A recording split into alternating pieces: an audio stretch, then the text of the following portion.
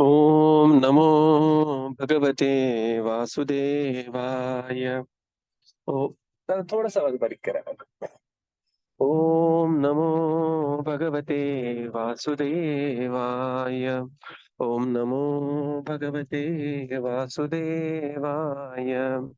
नारायणं नमस्कृत्य नरं चैव नरोत्तमं देवीं सरस्वतीं व्यासं ततो जयम् नष्टप्रायेषु अभद्रेषु नित्यं भागवत सेवया भगवतीरुत्तमश्लोके भक्तिर्भवति नैष्टिकी।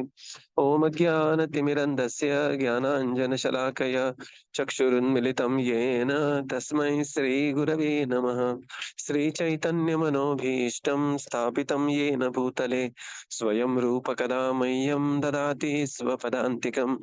नमो विष्णुपादाय कृष्णप्रेष्ठाय भूतले श्रीमते भक्तिवेदान्त स्वामिनिति नामिने।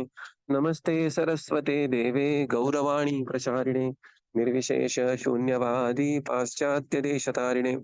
जय श्री कृष्ण चैतन्य प्रभो नित्यानंद श्री अद्वैत गदाधर श्रीवासादि गौर भक्त वृंद।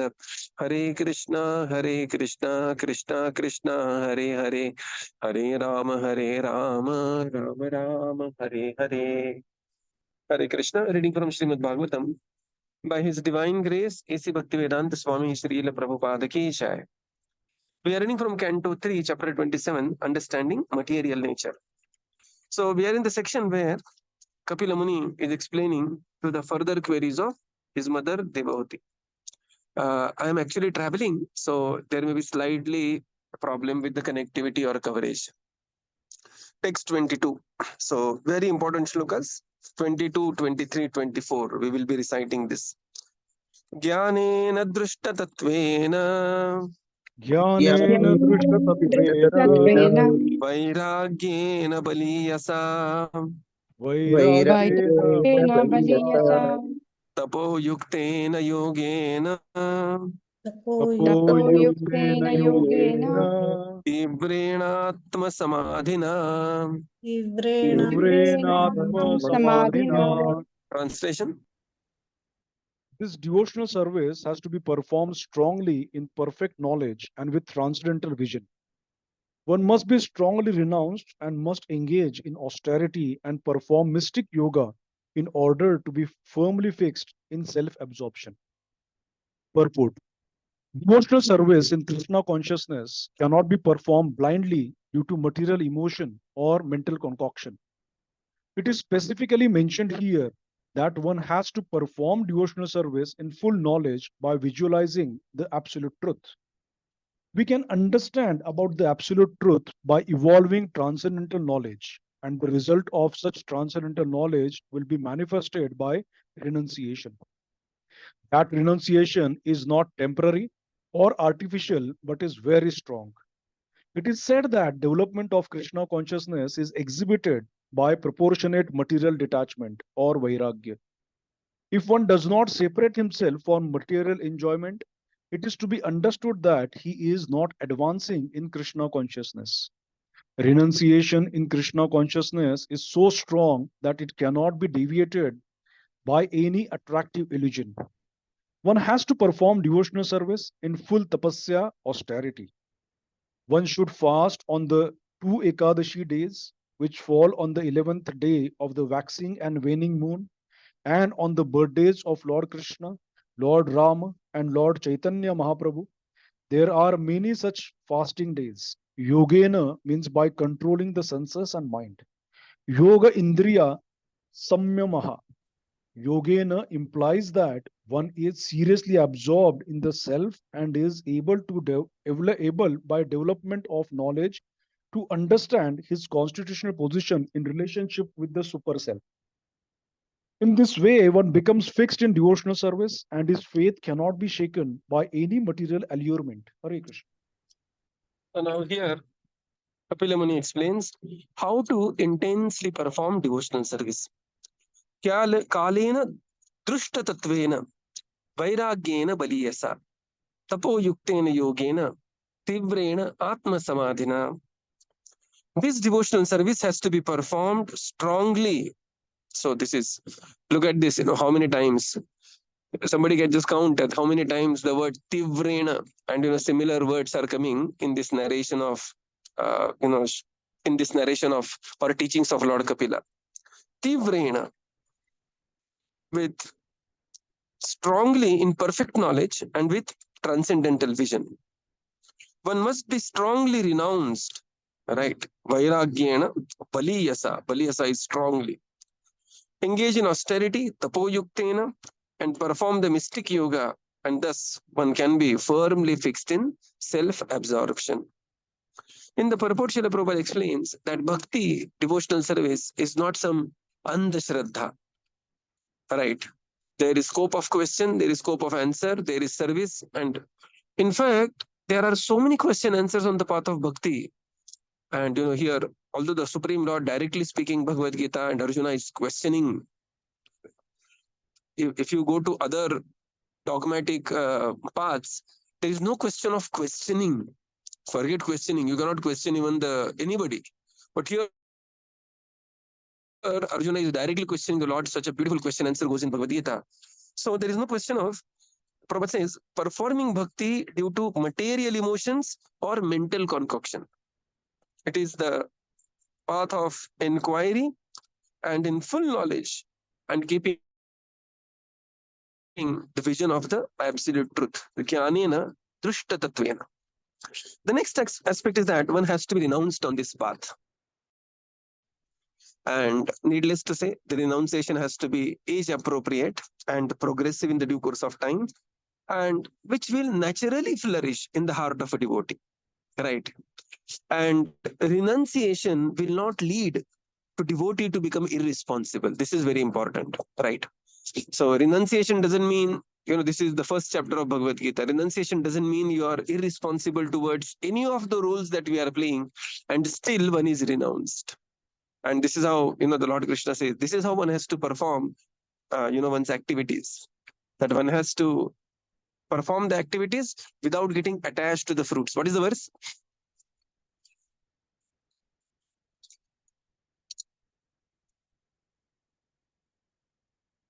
Mate sangostava karmani. Yes, that is the verse. Further, Prabhupada explains that this process will lead a very lasting renunciation. The renunciation will not be some markat vairagya, but it will be lasting renunciation. And those who are engaged in devotional service should have some sense of this tapo-yuktena. Tapo-yuktena means now performing austerity. And Srila Prabhupada gives a definition of austerity. Austerity means basically one has to control one's tongue, and especially the process of eating.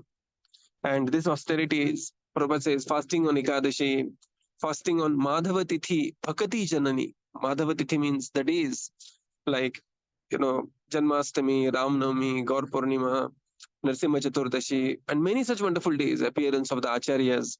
One should fast on these days, and then this is how one can show that he is engaged in Tapo Yuktena. In this way, look at the final line. Okay, this is the way one becomes fixed in devotional service, and thus one's faith will not be attracted by the material allurement.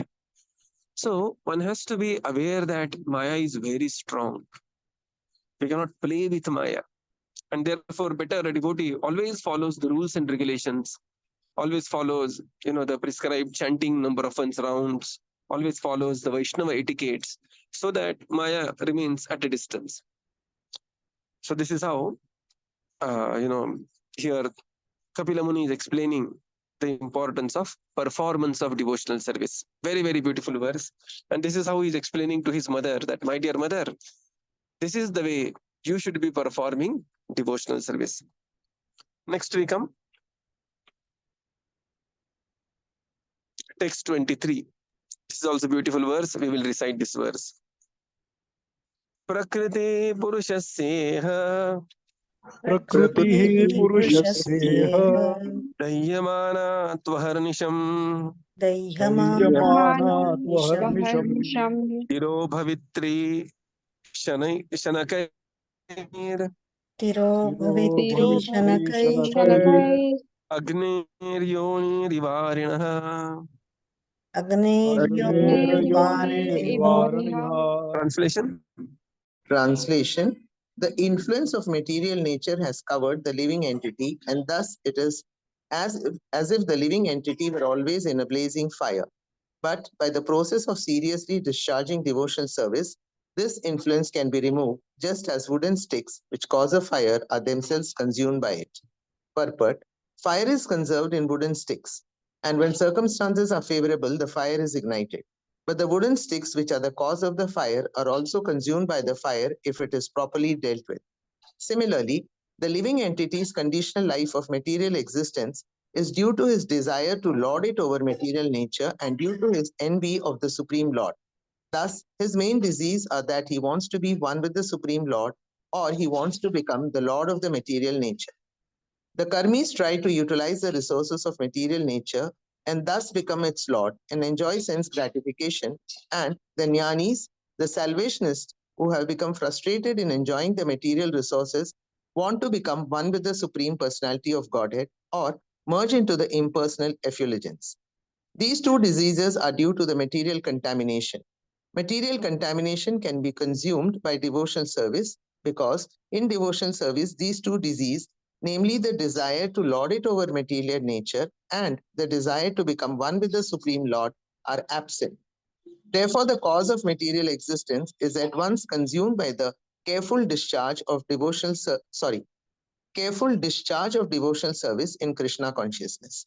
A devotee in full Krishna consciousness appears superficially to be a great karmi, always working, but the inner significance of the devotee's activities is that they are meant for the satisfaction of the Supreme Lord. This is called bhakti or devotional service. Arjuna was apparently a fighter, but when by his fighting he satisfied the senses of Lord Krishna, he became a devotee. Since a devotee also engages in philosophical research to understand the Supreme Person as he is, his activities may thus appear to be like those of a mental speculator, but actually he is trying to understand the spiritual nature and transcendental activities. Thus, although the tendency for philosophical speculation exists, the material effects of fruitive activities and empiric speculation do not, because this activity is meant for the Supreme Personality of Godhead. Hare Krishna. Now further Kapila Muni says, Prakriti Purushasya. The influence of material nature has covered the living entity. We know that the Maya has two powerful energies. One is called as Avaranatmika Shakti, and then is Prakshekpatmika Shakti. So living entity is first thrown in the matter, sa aikshataha, and then is covered by matter. That is Avaranatmika. Right. Just like we throw ourselves in the bed and then take, the quilt on over us. Similarly, the living entity is first thrown in the matter and then is covered over by matter. And thus it is as if the living entity were always in a blazing fire of samsara. But by the process of seriously discharging devotional service, this influence can be removed, just as wooden sticks which cause the fire are themselves consumed by it. Very, very beautiful analogy of Śrīmad-Bhāgavatam. So the wooden sticks are there, and this Bhagavatam says the arani sticks. Later also this analogy will come. Like two arani sticks, they will rub on each other and they will cause the fire, and the fire itself will consume the arani sticks. Similarly, this analogy is used positively and negatively, both. Similarly, one can actually rub the senses in the service of the Supreme Lord and consume this material body, that means to purify this material body, sarvopadi vinirmutam, tatparatven nirmalam, in the process of pure devotional service. In the purport, Srila Prabhupada explains, the fire consumes the wooden sticks, and similarly, when the conditions are favorable,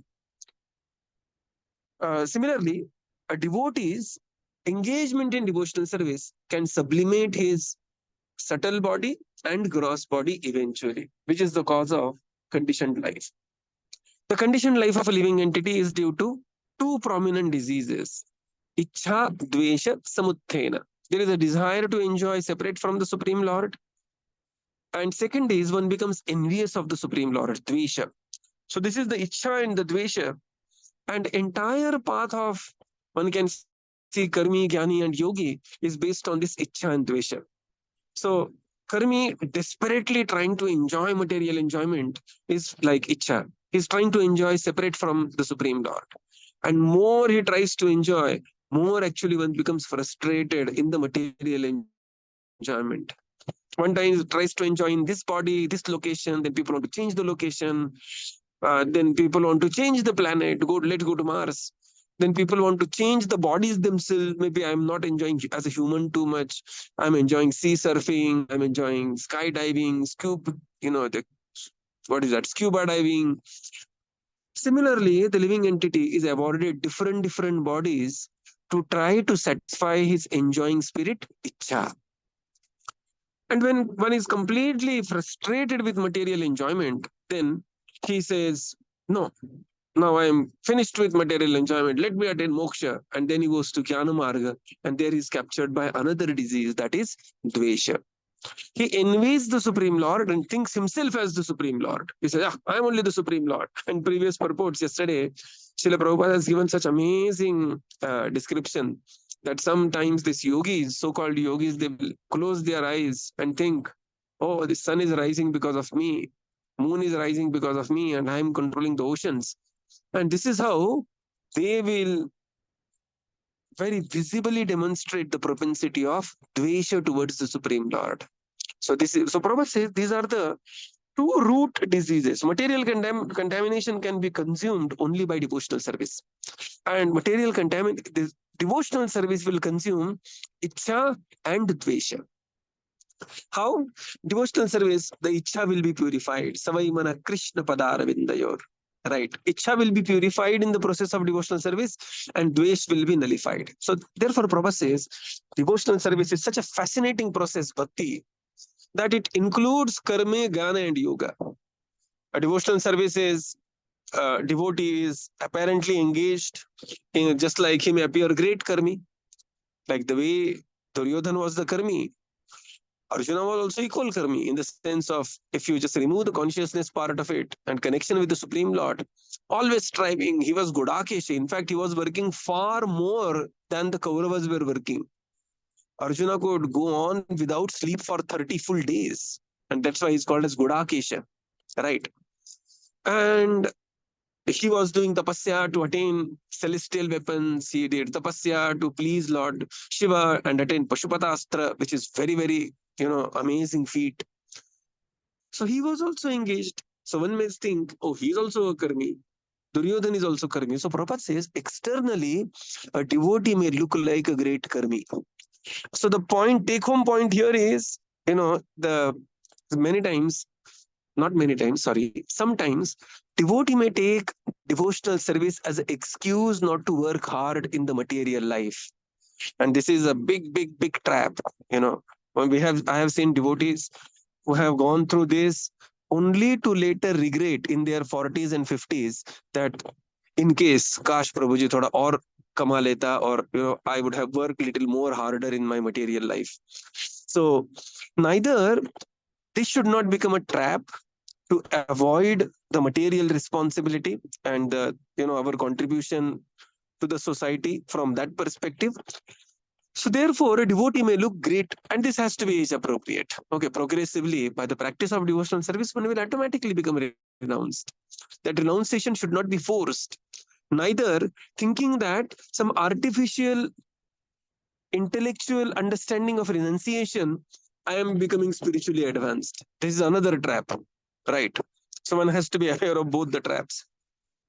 So the devotee looks like externally great karmi. He is also engaged in the path of jnana because he is in the philosophical inquiry. So he looks like a jnani, and devotee is ultimate yogi. Yoginam api sarvesham madgaten antaratmana shraddhavan bhajato yomam same yuktatamo matah. So devotee, Prabhupada says, the path of devotional service combines everything put together, karmi, jnani, and yogi. And this is how Prabhupada says, this is how the devotee who is engaged in devotional service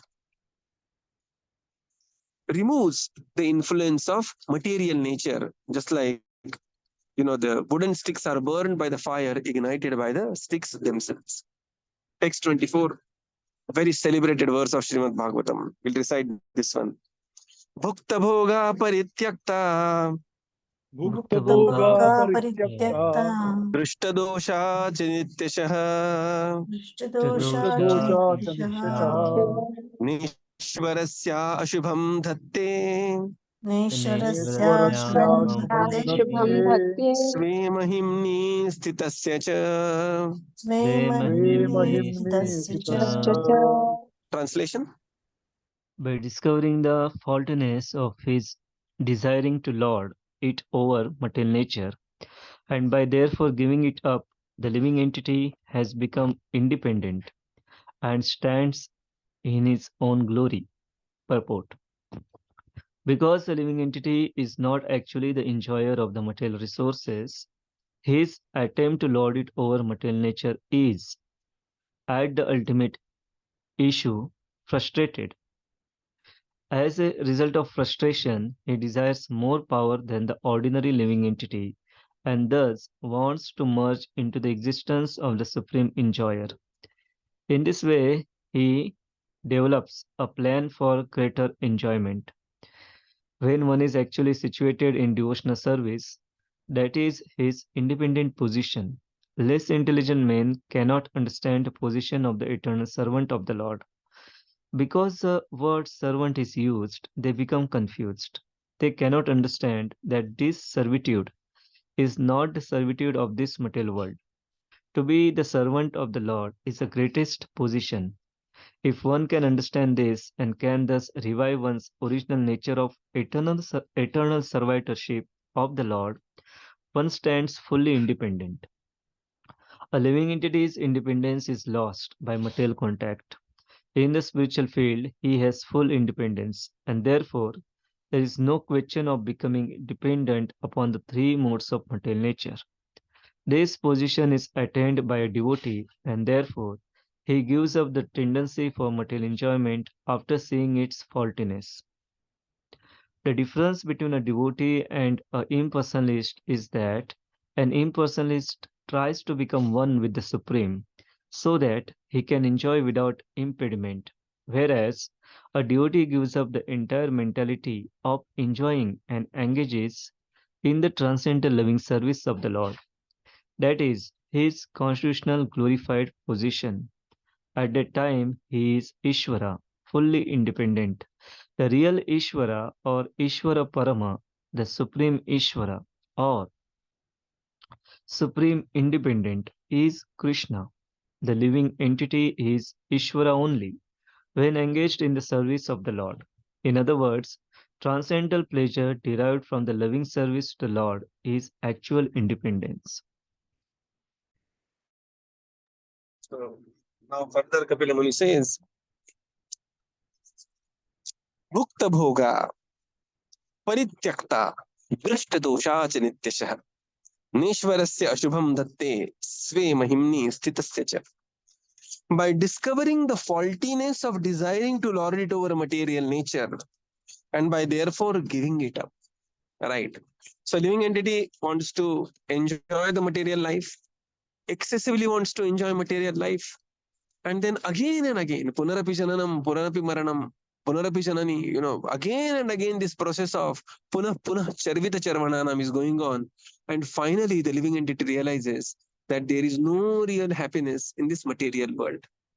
So desiring to lord it over material nature and discovering the faultiness of enjoyment. What kind of enjoyment is this? Right.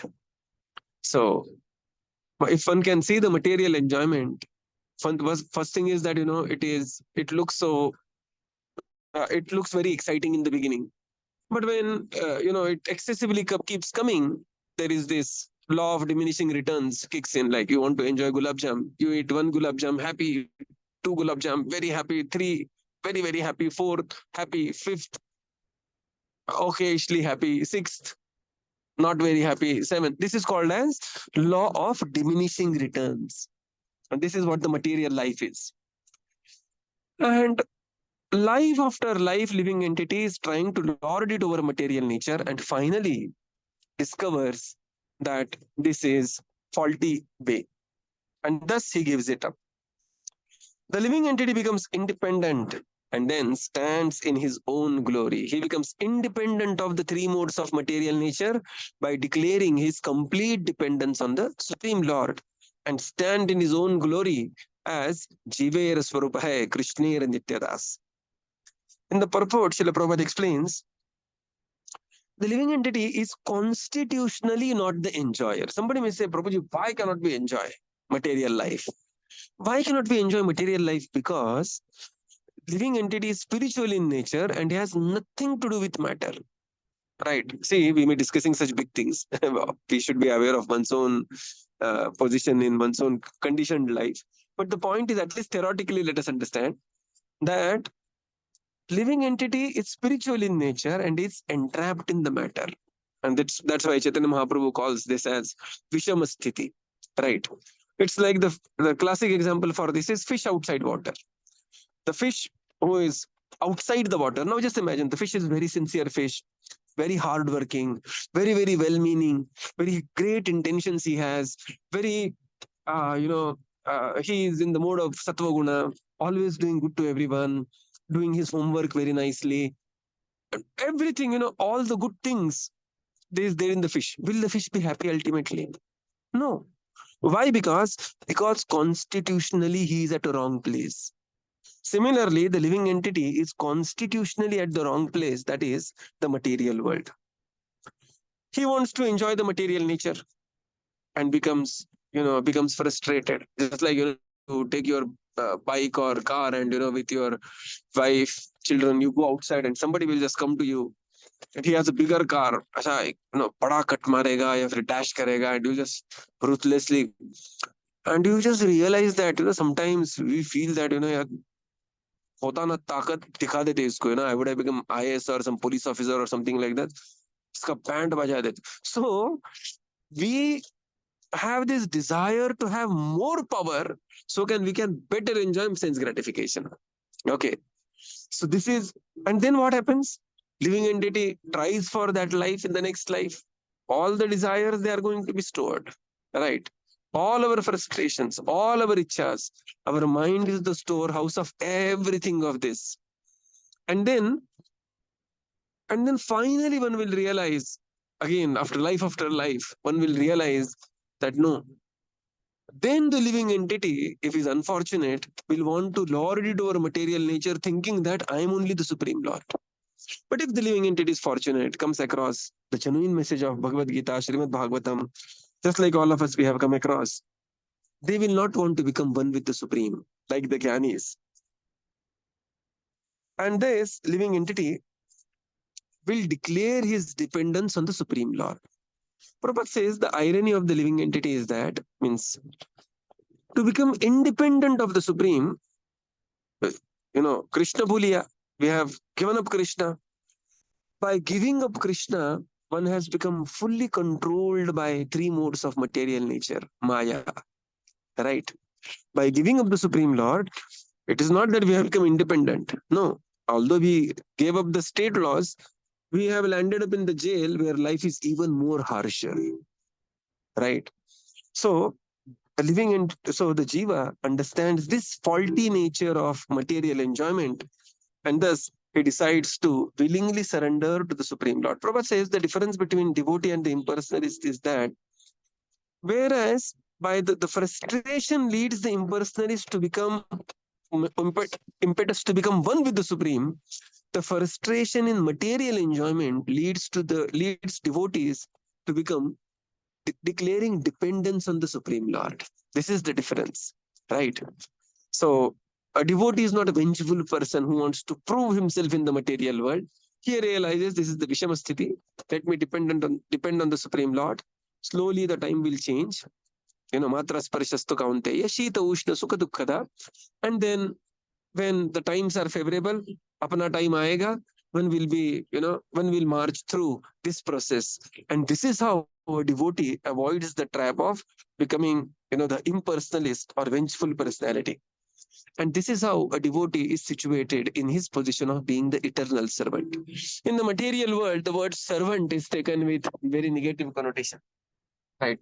To call somebody servant or servant quarter, one feels like it's an insult. But that is not the case in the spiritual world. Prabhupada says becoming servant of the Supreme Lord is the greatest position, right? So that is the position of the devotee, and therefore the devotee always aspires for this position of becoming servant of the Supreme Lord. And that's why you will see Lord Krishna's entry in Bhagavad Gita. Just imagine the hero, any entry of the hero in the movie it is like a very glorified entry. That actor entering and the entire theater will be, there will be all CT, Tali bajayega, and everything will happen. But how Lord Krishna enters in Bhagavad Gita? Tata shvetayirhayai yuktes mahati syandane sthitau madavah pandavaschaiva. You know, he is entering as a charioteer of Arjuna.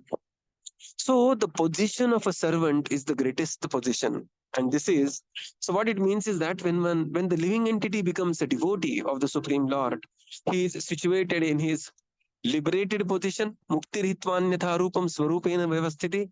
Jivera swarupahe krishner nityadas.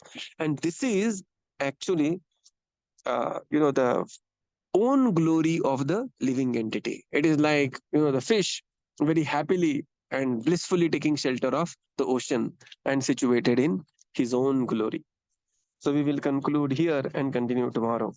Srila Prabhupada ki jai, Gaura Jai. Bhakta Vrinda ki jai. Thank you, Jai. Prabhupada. Thank Thank you, you, Prabhupada. everyone. Thank Hare you, Krishna. Prabhuji. Thank you, Prabhupada. Thank you, Prabhuji. Thank you, Prabhupada. Thank you, Prabhuji. Thank you, Thank everyone. Hare Krishna. Thank you, Prabhupada. Thank you, Thank you, Prabhuji. Thank you, Prabhuji. Hare Prabhupada. Thank Krishna. you, Prabhuji. Hare Krishna. Thank you, Namaskar. Prabhupada. Thank you, Prabhuji. Hare Krishna, Prabhuji. Dhamma Prabhuji.